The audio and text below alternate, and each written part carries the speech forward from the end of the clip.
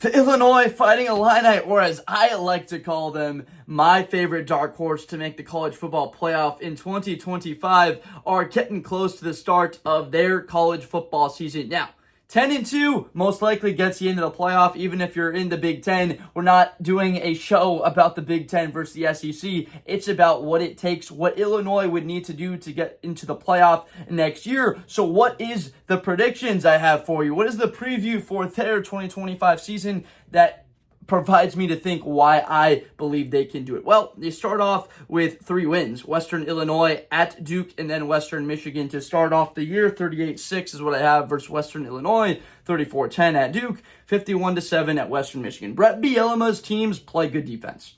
And the foundational principle of them is to allow teams to matriculate yards down the field. Well, you're going to be kicking field goals and not scoring touchdowns. We're going to get pressure on the quarterback. Remember Jason Newton and what he did against Penn State? They lost that game by like 3 scores, but through 3 quarters, they had Penn State people shaking in their boots, even with Luke Altmyer, I believe, turning the football over 5 times in that game. Speaking of Luke Altmyer, I've got him as a top 9 quarterback in college football in 2025. He is veteran, experienced. Those two are all you need, especially to add to that. He's talented, he's athletic, picking up first downs when you need them, and he is a mean mug that is tough. So 3-0 to start the year before they are at Indiana, featuring a new quarterback. Of course, Fernando Mendoza comes over from Cal. Curt Cignetti, in all of his, I'm not going to call it propaganda, but talk about Indiana last year to get him in. He didn't need to do any of that. Like, we knew Indiana was getting in 11-1. It doesn't even matter what we're looking at as far as the eye test. Your record, you're getting in that thing at 11-1 all day, and your only loss was to the Ohio State Buckeyes, even if they wound up 10-2. Like, I didn't understand a little bit of the lobbying for his team wasn't as necessary, but there's talent, of course, Mendoza, the versatility of what he can do. Elijah Surratt on the outside, he's a top 10 wide receiver in college football and maybe the best back shoulder receiver. Michael Kamara on the edge spot, he's another like top 10 positional guy where he can take over a football game. He had double-digit sacks a year ago. And beating Indiana 27-17 is what I've got on the menu. Immediately, Illinois is going to be in the teens in the rankings, maybe a little bit higher. Like, it could be an 11, it could be a 10, it could be a 12. But this will firmly have them, and everybody's like, okay, Illinois is 4-0. Like, all right, you got USC at home next week. People are going to be tuned into that matchup because the Trojans are going to start off the year 3-0 themselves. What we have to see from Illinois is Altmyer be able to hand the ball off and we pick up yards on first and second down. Aiden Lowry, like, it can't be all on his shoulders. We saw that last year, the progression, getting less turnovers, and Illinois being in there in a number of football games. Like, that's how they beat South Carolina, a great team in that bowl game with almost all those guys playing. It makes sense. The transfers up front, frankly, I think they're going to work out. Like James Thompson Jr., Kurt Neal, like Gabe Lucas, and they have the most veteran defensive backfield in college football. All those guys, redshirt juniors, redshirt seniors, from Xavier Scott, Caleb Patterson, Miles Scott. These guys are seniors. They are back. They're there to get to the playoff. Maybe even be playing in a Big Ten championship game if it's all said and done, if the ball bounces the right way across the conference for them. But I don't think the ball bounces the right way against USC. I've got a brutal game, 21-16, tight, low scoring, both teams playing well defensively, which you don't hear a lot of from USC, but Jordan Mailata making enough plays down this stretch for them to win that game. USC will be playing better defensively. It's funny, like, they might not have as good a talent that they had a couple years ago, but they could actually tackle people now. At that point, Illinois would be 4-1 looking at Purdue. Just lost their tight end, Max Clare, who's a top 3 tight end in college football, and then Dylan Thieneman to Oregon. And Dylan Thieneman is top 4 safety in college football. Like, that's just tough. that's tough.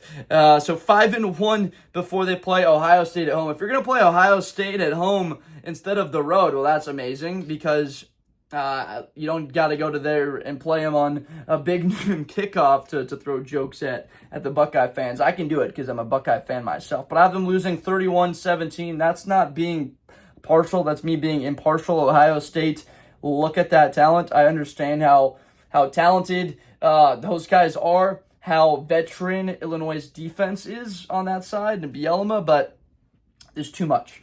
Julian Sand with that release, getting the ball quickly to Brandon Innis. Max Clare, Tate, and Jeremiah, all 6'3" and above in the road zone, having to cover that. The main weakness is like maybe the offensive line. If Ethan Onyanwa, like the tackles aren't great and the run game isn't all that good, but if the offensive line holds up, it certainly will have probably a bit more continuity than it did last year, having to split out Donovan Jackson to left tackle and Hinsman from center to left guard just to throw guys around after Zen Mikulski, the left tackle, just could not do it. He ended up transferring out of Ohio State, by the way.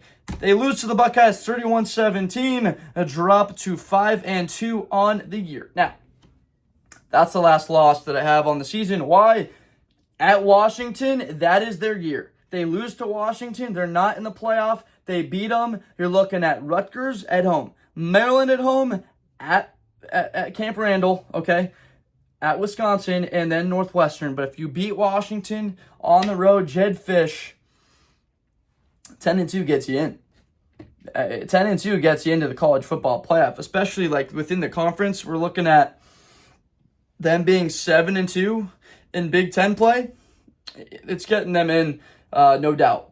And you can be an SEC fan hater.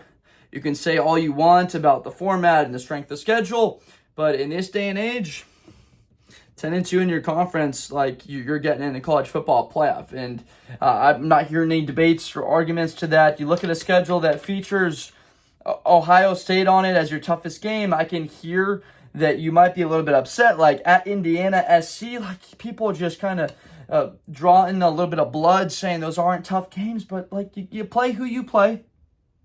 And if you go 10-2, that's a very good record. And maybe a 9-3 SEC team gets let out. That's the most likely thing. A 9-3 Ole Miss. It could be a 9-3 South Carolina, an 8-4 Florida, 8-4 Oklahoma. Like a lot of those squads, 8-4 for sure you're not in, but that's the way it's coming next year. And I don't know what we're gonna do about it. Illinois 10-2. We could have an Indiana 10-2, and we're comparing that to the SEC. And one team's playing 8 conference games, the other's playing 9. How do we sort that out? It would be very tough, and I think that's why we're getting to the expanded format where, like, okay, the 9-3s can get in. You lose 4 games now. You lose a third of your games.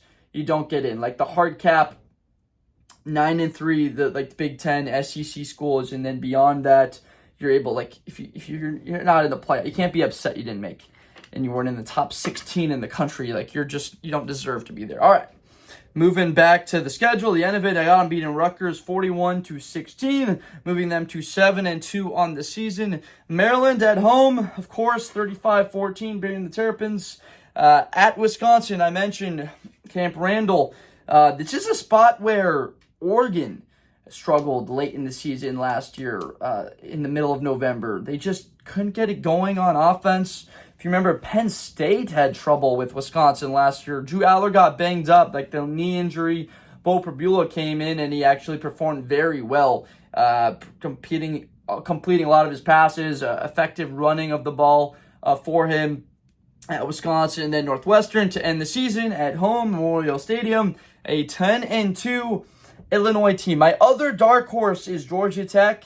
Believe they can go 10-2 as well. They've got Clemson and Georgia on the schedule, which look like you would probably have those as the 2 losses, but a little bit more of a deep dive needs to be done for them. They've got Georgia at a neutral site, Mercedes-Benz Stadium, and they've got Clemson at home. So that's a different dark horse for teams. People may be talking about a lit, but they're not exactly confident enough to say, I'm confident to say, I believe, I'll say it anywhere, that Illinois makes the college football playoff. 1, because the schedule allows them to, and they're a good football team. They could probably have a top 10, top 15 defense, and the offensive production for Altmyer certainly good enough for him to get drafted, possibly, in a later round of the NFL draft, and certainly for them to be playing football games in December that aren't just potentially what we call unmeaningful bowl games. So let me know what you think in the comments. Got to let you know that I made this a couple of weeks before you're watching it, because when you're watching it, I'm in Africa.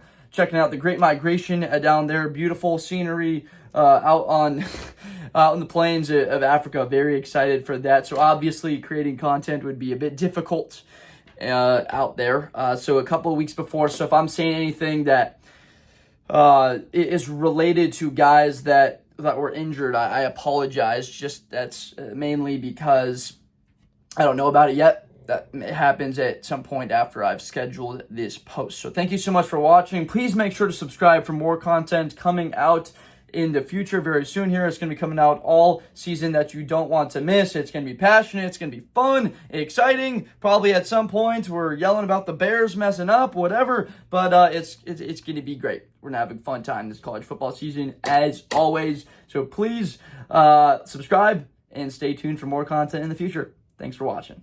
Best player in college football. That Georgia and Ohio State game, New Year's Eve, is going to be a classic. Josh Blunder, hi everybody, I'm Josh Blunder. To the 40, 35, 30, Espinoza to the 20.